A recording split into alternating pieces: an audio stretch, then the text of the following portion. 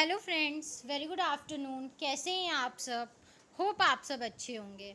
जैसा कि आप लोगों को पता है, ये हमारी सर्विस मार्केटिंग की सीरीज़ चल रही है, जिसमें आज हम अपना next topic concept of service marketing पढ़ेंगे। ठीक है, जो कि हम लोग जानते हैं कि हमने देखा था ना प्रीवियस वीडियो में कि अगर किसी भी आपको सर्विस मार्केटिंग के बारे में थोड़ी सी नॉलेज बिल्डअप करनी है तो आपको उसके 3 पार्ट पढ़ने होंगे। सर्विस क्या होता है, सर्विस मार्केटिंग क्या होता है, उसके कॉन्सेप्ट क्या होते हैं। ठीक है, तो इसमें हम लोग पढ़ेंगे कॉन्सेप्ट ऑफ सर्विस मार्केटिंग की सर्विस मार्केटिंग के कुछ कॉन्सेप्ट होते हैं, वो कॉन्सेप्ट्स क्या होते हैं।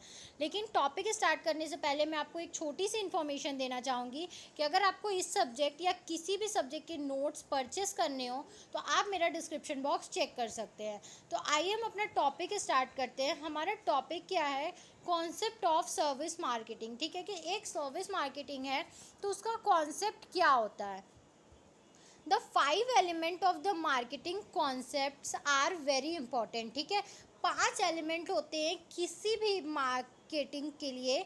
5 कॉन्सेप्ट बहुत ज़रूरी होते हैं फॉर द सक्सेस। ठीक है, किसी भी मार्केटिंग को सक्सेस बनाने के लिए 5 कॉन्सेप्ट बहुत ज़रूरी होते हैं ऑफ एनी सर्विस ऑर्गेनाइजेशन और ऑर्गेनाइजेशन, या वो सर्विस ऑर्गेनाइजेशन हो या ऑर्गेनाइजेशन हो। 5 कॉन्सेप्ट यूज़ करना, ये 5 कॉन्सेप्ट बहुत ज़्यादा ज़रूरी होता है। फर्स्ट हमारा होता है कस्टमर ओरिएंटेशन। ठीक है, आप जो भी काम कर रहे हो आप कस्टमर्स को अगर ध्यान में रखते हुए करते हो तो वो ऑफकोर्स सी बात है, आपको प्रॉफिट देगा ही देगा। अगर आप कोई भी वर्क ऐसा कर रहे हो जो आप अपने आप को ध्यान में रखते हुए कर रहे हो, आपका कस्टमर्स का उसमें कहीं कोई रोल नहीं है, आप कस्टमर्स के बेटर के बारे में सोच ही नहीं रहे हो, उनके नीड के बारे में सोच ही नहीं रहे हो, तो आई डोंट थिंक हम क्या कर पाएंगे, हम लोग सक्सेस कर पाएगा कोई भी ऑर्गेनाइजेशन। Marketing driven approach. ठीक है, आपको हमेशा मार्केट के अकॉर्डिंग अप्रोच लेनी है। ठीक है, मार्केट जैसा चल रहा हो आपको हमेशा उस तरीके के अप्रोचेस को यूज़ करना है। Value based philosophy. ठीक है, आप उसमें हमेशा कुछ फिलॉसफीज़ को ऐड करते रहो, ऐड ऑन करते रहो।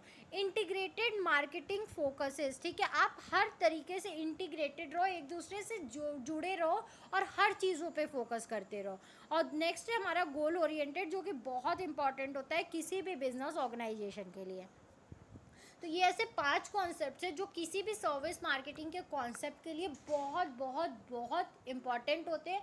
किसी भी आपको सर्विस ऑर्गेनाइजेशन या आपको कोई भी ऑर्गेनाइजेशन सक्सेस बनाना है तो उस सक्सेस के लिए आपको ये 5 कॉन्सेप्ट्स बहुत अच्छे से पढ़ने होंगे। ठीक है, देखो ये 5 कॉन्सेप्ट का मैंने चार्ट दिया है क्योंकि चार्ट का एक बहुत इंपॉर्टेंट रोल होता है किसी भी एग्ज़ाम का। अगर आप इसको चार्ट्स में बना के दिखाते हो ना तो एक जो सामने एग्जामिनर होता है वो बहुत खुश हो जाता है, मतलब उसको लगता है कि हाँ एक्चुअली लड़का या लड़की स्टूडेंट को पता है कि अपनी चीज़ों को कैसे प्रेजेंट करना है। तो फर्स्ट आप बीच में लिख सकते हो सर्विस मार्केटिंग कॉन्सेप्ट। इसके कॉन्सेप्ट क्या क्या होते हैं? फर्स्ट होता है हमारा गोल ओरिएंटेड, हमारा लास्ट होता है कंज्यूमर ओरिएंटेड। ठीक है, आप consumer marketing driven approach, value based philosophy और इंटीग्रेटेड मार्केटिंग फोकस। ठीक है, ये 5 ऐसे होते हैं, इसको आप इस तरीके से चार्ट में भी दिखा सकते हो क्योंकि बिकॉज चार्ट आप जब भी दिखाते हो तो सामने वालों पे क्या होता है, उसका बहुत अच्छा इफेक्ट पड़ता है लोगों को। हाँ, अगर आप कोई चीज़, आप दाल चावल एक ही पे डाल के दे दो कि ये लो दाल है और उस चावल है और चावल पे आप दाल डाल के और उसी पे जो भी अचार सलाद सब डाल के दे दो, किसी को खाने का मन करेगा उसको देख के नहीं कैसा खाना है, और आप बाकायदा उसको अच्छे से अलग कटोरी में दाल चावल उसको अचार और सलाद अलग अलग से आप उसको अच्छे से सर्व करो तो लोगों को ना नहीं खाना होता है तो भी कभी कभी खाने की चीज़ें देख के भूख लग जाती है। तो यही चीज़ें होती है हमारी चीज़ें प्रेजेंट करने में भी। ठीक है, कि हम जो चीज़ प्रेजेंट कर रहे हैं उसका तरीका क्या है। ठीक है, तरीका हमेशा इंपॉर्टेंट होता है। आप एक पॉइंट उसमें गलत भी लिख दोगे ना वो उतना मैटर नहीं करेगा जितना आपका प्रेजेंटेशन मैटर करेगा। ठीक है, तो आइए अब हम इन चीज़ों को डिटेल में समझते हैं कि एक्चुअली इसका मतलब क्या होता है। फर्स्ट हमारा क्या था, कंज्यूमर ओरिएंटेड। ठीक है, it means caring for consumer satisfaction. इसका टोटल मतलब होता है आप क्या कर रहे हो, कस्टमर्स के सेटिस्फैक्शन को ध्यान रख के कोई भी स्टेप अपने बिजनेस में ले रहे हो। ठीक है, विदाउट कंज्यूमर के आप क्या कर सकते हो, कुछ भी नहीं कर सकते हो।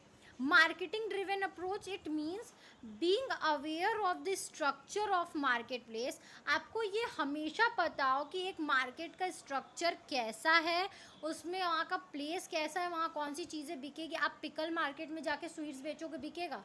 सब्जी मंडी में जाके आप क्लोथ्स बेचोगे, बिकेगा? नहीं बिकेगा। आपको मार्केट के बारे में हमेशा पता होना चाहिए कि ये मार्केट कैसा है, किस चीज़ों से बिलोंग करता है। फिर है value based philosophy.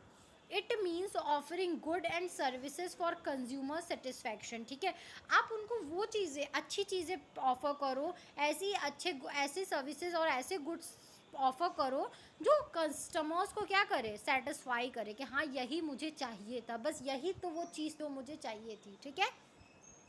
Integrated marketing focus. A company coordinates all the activities relating to goods and services with an integrated marketing focus for production, finance and human resource and marketing functions. ठीक है, integrated marketing function मतलब एक company के अंदर जितनी भी चीज़ें हो रही हैं उन सब को कोऑर्डिनेट करना, वो प्रोडक्शन हो, वो फाइनेंस हो, वो ह्यूमन रिसोर्स हो, वो मार्केटिंग फंक्शन हो, हर चीज़ को आप क्या करोगे, इंटर रिलेट करोगे। पता चला आपको मार्केट में आज सामान बेचना है, उस चीज़ का प्रोडक्शन ही नहीं हुआ, पैकेजिंग नहीं हुआ, HR अवेलेबल नहीं, उस चीज़ को मैनेज नहीं किया गया, लेबल नहीं किया गया, ब्रांड नहीं किया गया, तो क्या अच्छा इंप्रेशन जाएगा? आपकी चीज़ें डिलीवर हो पाएगी? नहीं ना, आपका कस्टमर बेस खराब होगा ना।